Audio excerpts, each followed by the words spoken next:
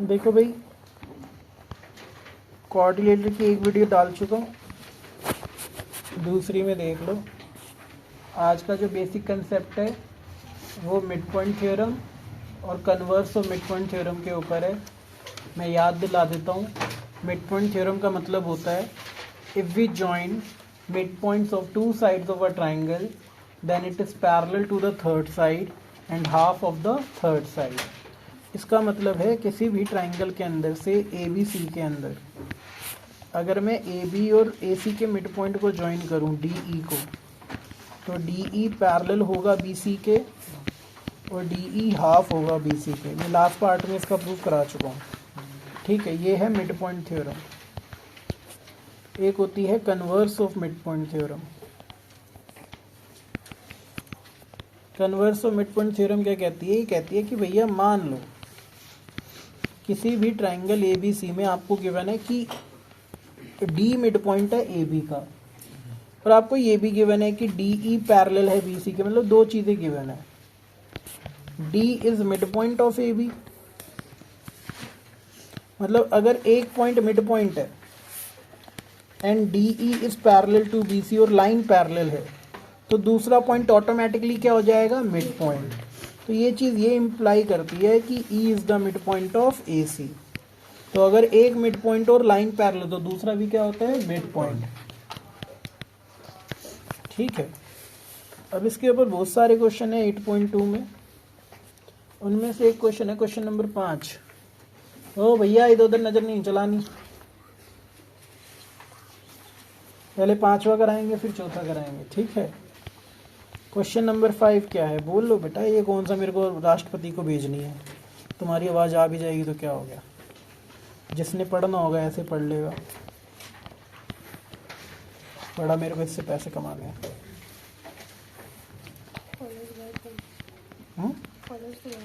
वो तो सिर्फ ऐसी पॉपुलैरिटी के लिए।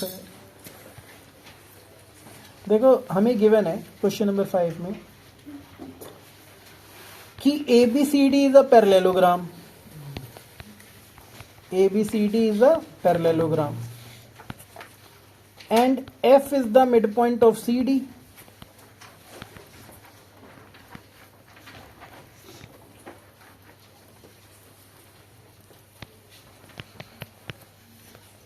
and E is the midpoint of AB. ठीक है, what we have to show? We have to show that AF and CE trisect BD। Trisect का मतलब है BD को तीन बराबर पार्ट्स में डिवाइड करना है। मतलब हमें प्रूव करना है कि DP बराबर है PQ के, बराबर है BQ के। ठीक है, अब देखो बड़े ध्यान से देखना भाई। मुझे पता है AB पैरेलल है CD के, हाँ या ना? तो AB और CD का आधा तो कर दूं तब भी पैरेलल ही रहेंगे। AB का आधा क्या है? AE। CD का आधा क्या है? CF। ऐसे ही AB इक्वल है CD के, तो AB का आधा इक्वल है CD के आधे के, तो AE इक्वल है CF। बच्चों ये चीज़ याद रखना, किसी भी कोऑर्डिनेटर के अंदर अपोजिट साइड अगर इक्वल भी है, एक pair of opposite side equal भी और पैरेलल भी है, तो वो क्या बनाएगा? पैरेललोग्राम। तो इसका मतलब है AECF इज अ पैरेललोग्राम। अब मैं इधर फिगर दोबारा बना रहा हूँ, एक मिनट।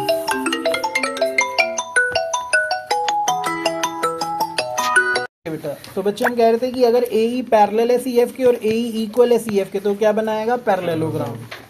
हमें पता है भैया, मैं दोबारा बना रहा हूँ फिगर क्योंकि बार बार ऊपर नहीं करना पड़ेगा फिर। ये है ABCD और ये जो बीच में बना है AF और CE, और ये है P और Q। हमें पता है ये वाला हमने क्या प्रूव कर दिया? पैरेललोग्राम। अब आप इस ट्राइंगल में आओ, इन ट्राइंगल DCQ। आपको पता है ये मिड पॉइंट है और लाइन पैरेलल है, तो by converse of mid point theorem PB क्या हो गया? Mid point of DQ। F is the mid point of CD।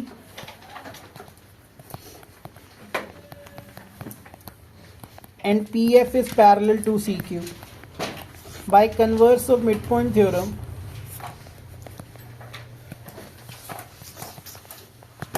P is the midpoint of DQ.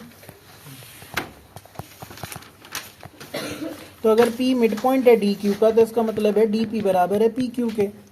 जैसे आपने DP को PQ के इक्वल प्रूव किया तो इस ट्राइंगल में आप PQ को BQ के इक्वल प्रूव कर सकते हो। तो similarly in triangle ABP BQ किसके इक्वल हो जाएगा? DQ के।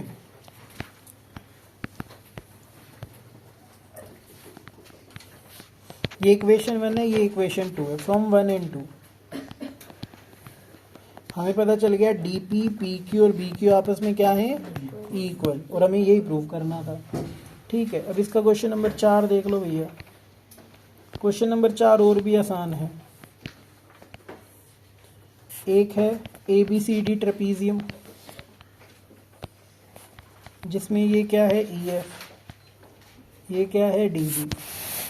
वो कहता है कि ABCD एक ट्रेपीजियम है जिसमें ये चीज़ गिवन है कि AB पैरेलल है DC के। AB पैरेलल है DC के। ठीक है, और क्या दे रखा है? E is the mid point of AD। E जो है वो मिड पॉइंट है AD का।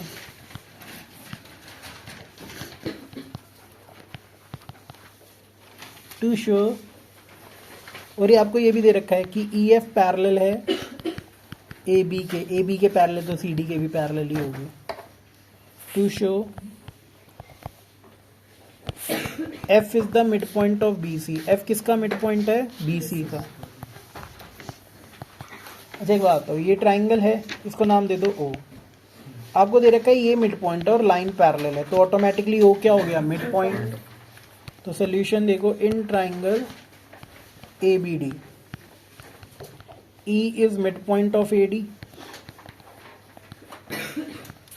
EO is parallel to AB। ठीक है, तो by converse of midpoint theorem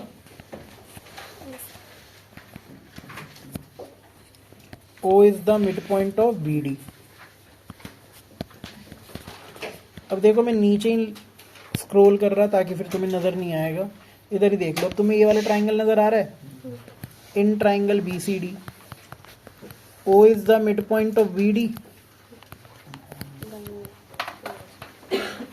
and OF is parallel to CD।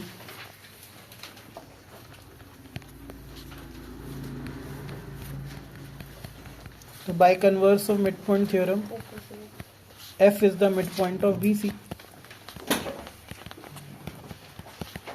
ठीक है जी, ये चीज़ समझ आ गई होगी। ठीक है, थ्योरम मैं करा ही चुका था। आगे चलते हैं। ठीक है, और इनिशियल जो पहले 3 क्वेश्चन है ना वो ऑलमोस्ट एक जैसे हैं। एक जैसे क्यों है भैया? क्योंकि उसमें एक बार प्रूव करना है कि पैरेललोग्राम है, फिर एक बार रेक्टेंगल और एक रोम्बस। तो उसे ट्राई करना नहीं होगा तो मैं कराऊंगा। देखो इधर, अब बच्चे एक क्वेश्चन और है, इसका एग्जाम्पल 6 मैंने अभी रिसेंटली देखा, कई पेपर्स के अंदर आया है, तो ध्यान से देखना। एग्जाम्पल 6 कहता है एक ट्राइंगल है ABC,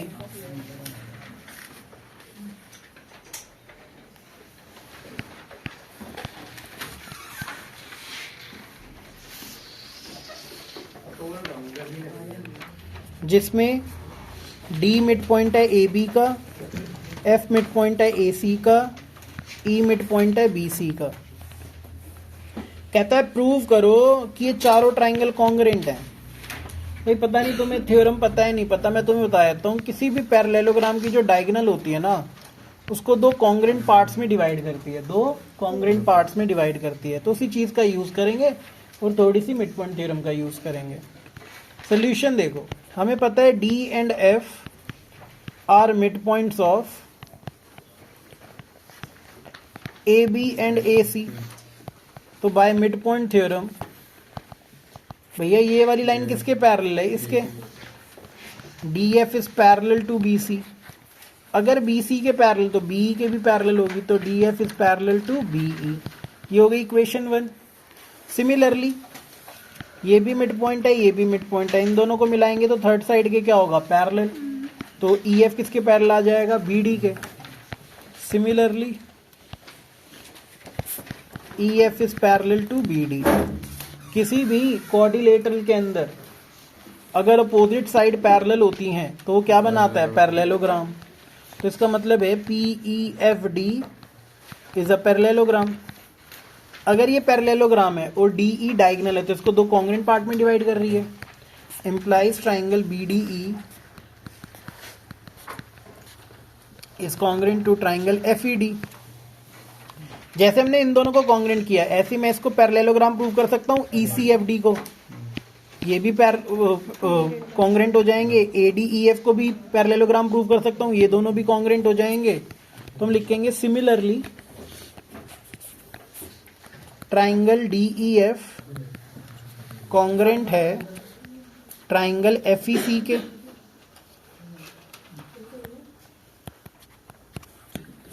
triangle D E F congruent है ट्राइंगल एफ ए डी के। अब भैया तुम्हें बता दिया ना ये चारों ट्राइंगल आपस में क्या हो गए, congruent. Implies all four triangles are congruent.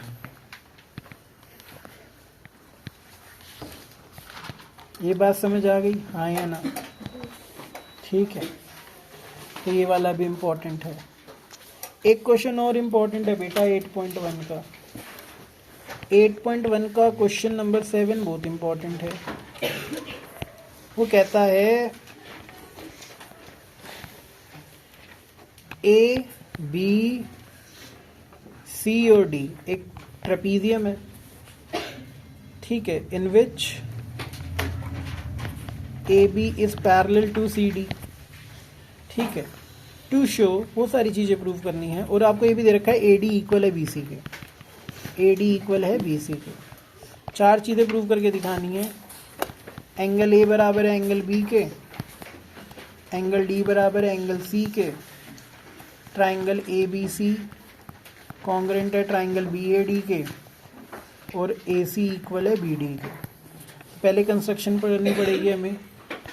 हम लिख लेते हैं draw C F parallel to A D. मैंने एक लाइन बना दी सी एफ जो किसके पैरेलल है, ए डी के।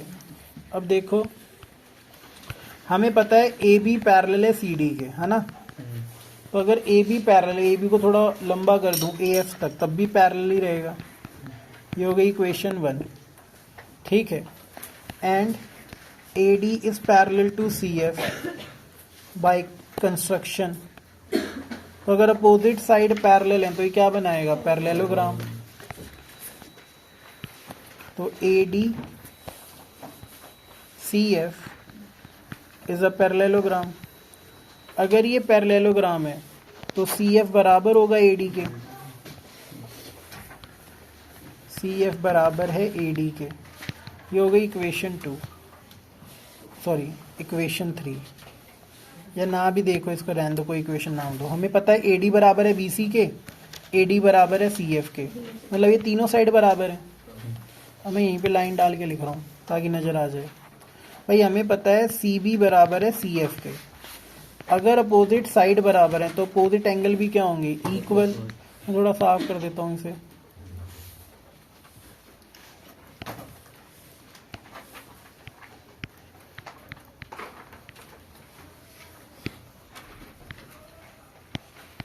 हाँ देखो, क्योंकि ये दोनों साइडें बराबर हैं, दोनों एंगल क्या होंगे, इक्वल। इसे 1 नाम दे दो, इसे 2।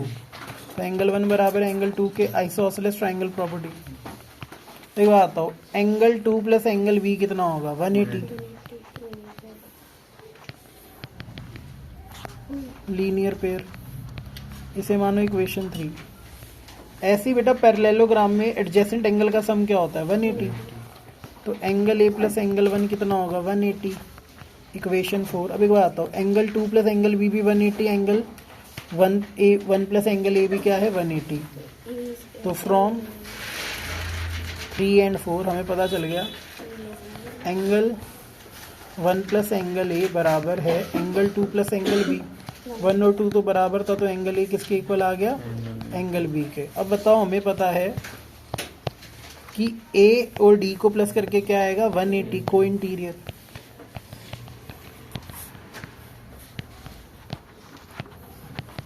ऐसे angle B plus angle C भी क्या है 180 को इंटीरियर। इसे मान लो इक्वेशन 5 और equation 6 from 5 and 6। Angle A plus angle D बराबर है angle B plus angle C. ठीक है, तो ए तो बी के बराबर था ही, तो डी किसके इक्वल आ गया सी के। ये प्रूव करना था। बाकी के 2 पार्ट आप आराम से कर लोगे। इन 2 ट्राइंगल को इन 2 ट्राइंगल को कॉन्ग्रेंट कर दो, ये ऑटोमेटिकली इक्वल हो जाएंगे। ठीक है, ओके बेटा।